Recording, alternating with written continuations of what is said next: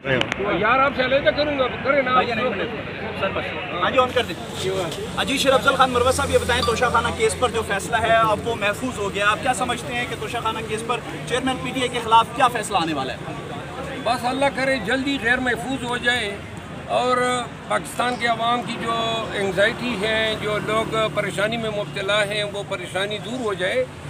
अगर सज़ा आज मुअत्तल भी होती है तो इतना हम रुल गए हैं कि खुशी का कोई एहसास नहीं होगा।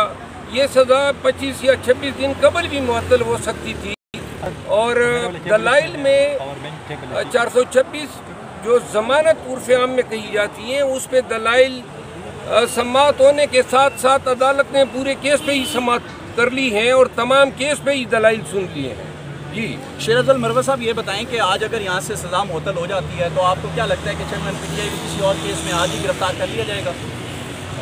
अगर ये दूसरे केस में गिरफ्तार होते हैं तो ईरान हुकूमत है उसका चेहरा कौम के सामने खुल के आ जाएगा कि आया वो पीडीएम की ही तसलसल है या अपना कोई माइंड अप्लाई कर रहे हैं और जो सियासी इंतकाम है या जो नाजायज़ जबर और ज़ुल्म है जो पॉलिसी थी वो उनसे डिपार्चर कर रहे हैं। शेर अफजल खान मरवत साहब, बस आखिरी बात ये बता दें कि अटॉर्नी जनरल ने आज रिपोर्ट सुप्रीम कोर्ट में जमा करवाई है जिसके मुताबिक चेयरमैन पीटीआई देसी घी में देसी मुर्गा खा रहे हैं जेल में।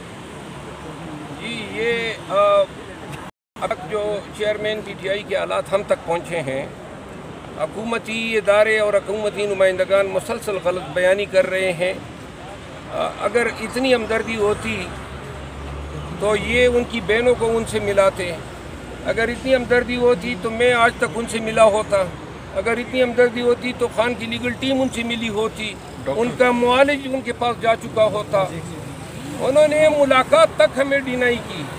अभी तक उनको अडियाला जेल नहीं लाए जो कानूनी रिक्वायरमेंट थी।